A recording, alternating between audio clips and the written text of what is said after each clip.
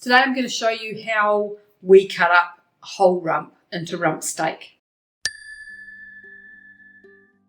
Hi there, my name is Sue. Welcome to my channel. If you've not been here before, I've been eating a carnivore diet for about 2.5 years now. And today I'm going to do a video showing you how we cut up our rump steak. So we buy as much of our meat in bulk as we can. We actually get meat from our son as well because he has his own cows. But when we need to buy meat in the supermarket, we tend to buy whole rumps, whole sirloins, whole Scotch fillet, which is ribeye, if we can get it because it works out cheaper. Now we've just bought a whole rump this week when we went shopping, and it wasn't particularly cheap because the meatworks are out of season at the moment, and so there's a little bit of a lack of New Zealand beef around. But we did manage to get one, and so I'm about to cut this up. Now the reason that I decided to make the video was somebody in one of the, I think it was in the New Zealand Carnivore group on Facebook, was asking, how do I cut this up? Because they had bought one and cut it up, and they tried to follow other videos online, which we did in the beginning as well. So when we first started buying whole rumps, I jumped onto YouTube and I'm watching all these butchers who are all very professional, and they're taking the rump cap off and they're doing this and doing that. And it was all just really complicated, trying to work out how to cut this bloody rump up. So we have worked out our own way of doing it. It works for us and doesn't make the meat tough or anything. And so I thought I'd do a video and show you how we do this. Okay, so the most important thing is to have a nice sharp knife. Now we've just got one of these little knife sharpener thingies here that stick to the bench, and it works really, really well. And so I'm just going to cut the plastic bag off of this.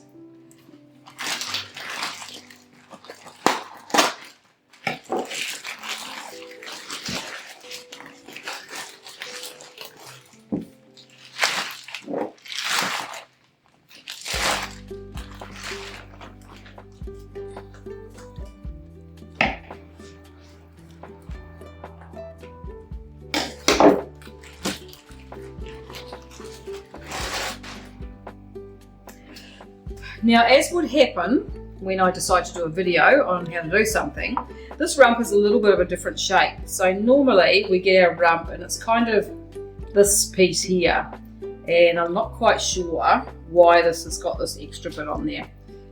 So I am actually going to cut this off.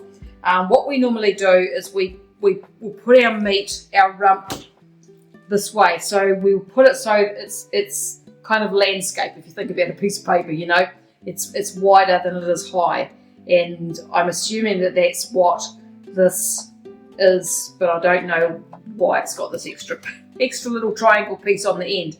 And so what we do is we take it that way, and then we'll cut it through the middle and then cut our steaks up this way. So I'm just going to run through that, and I'm going to cut this piece off. I'm not quite sure what I'll do with that. I may end up roasting it because it's quite thin, and I don't know if it's going to be thick enough to make into steaks.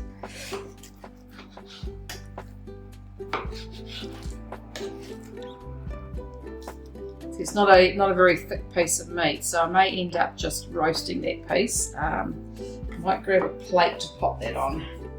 Alright, so this would normally be a more kind of normal shaped piece of rump. It would normally be maybe a little bit rounder on the end here, and it's normally kind of wider than it is deep. And so we put it so that it's wider, and then what we generally do is we just cut it straight through the middle.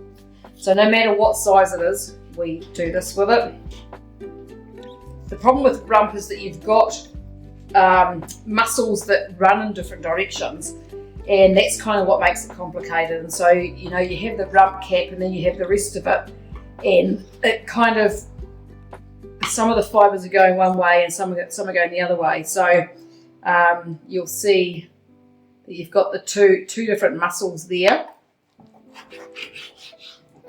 But we generally just ignore that and we just cut. So I like our steak nice and thick, so we generally cut it about 1 inch or so thick.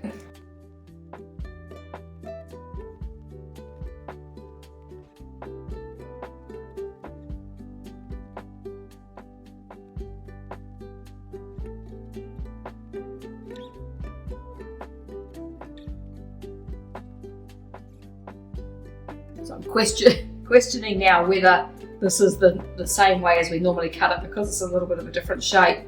But I am just going to cut it as we normally do and hope for the best. And we're having some for dinner tonight, so we'll find out whether it's good or not. And if not, then it'll get stewed.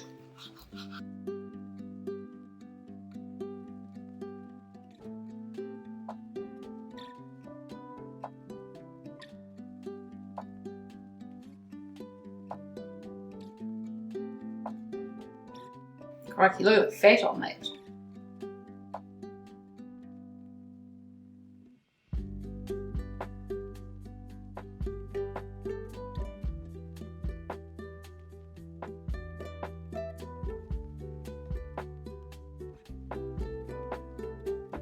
So as I said, I'm not sure whether this piece of rump, whether it was the same direction as we normally do, because it was a little bit of a different shape. And I can never quite remember whether it normally looks like it's got the grains going long ways or across ways. But as I said, it tends to work for us. We cut our rumps like that all the time now, and we don't really get any bad batches very often. So that's how we do it. And I just thought I'd make a video just showing how we do it. So, and then it doesn't have to be that complicated. You know, like I said to the person who had messed her rump up the other day in the Facebook group, if it's bad like that and it's tough, just slow cook it. It's amazing slow cooks. Just stew it or do something like that with it, or roast it. Just cook it more slowly. And so that's basically what we do. But most of the time, the rump that we buy is good, and of course the good old New Zealand rump is all nice and grass fed. And that's been one of the complaints at the moment here in New Zealand. Is there's a lot of Australian meat in the supermarkets, and the Australian meat is of course grain finished. And so it's quite different. We actually had some Scotch fillet the other day, and it's got quite a different taste. It hasn't got the same amount of flavour as the grass-fed meat, and it was quite pale as well, almost a little bit like veal, to be honest, but it wasn't veal, so it was quite different. So our good old Kiwi grass-fed meat is the best. So that's it. So if you've got any comments or questions, if you're a butcher, don't tell me how wrong I'm doing it, because I don't really care. That's the way we cut up our rump steak. And so for anyone who's really confused about how to do it and is looking for an easy way, you've just found it. I decided to cut some of this fat off because there was so much fat on this rump. I've decided to cut it up, cut into pieces, and I'll put it in a bag in the freezer so it can get air fried one day when I'm feeling like air frying some beef fat. If you like this video, make sure to subscribe, hit the notification bell, and like and share with anyone you think might be interested. I thank you very much for watching, and I'll talk to you again another day. Goodbye for now.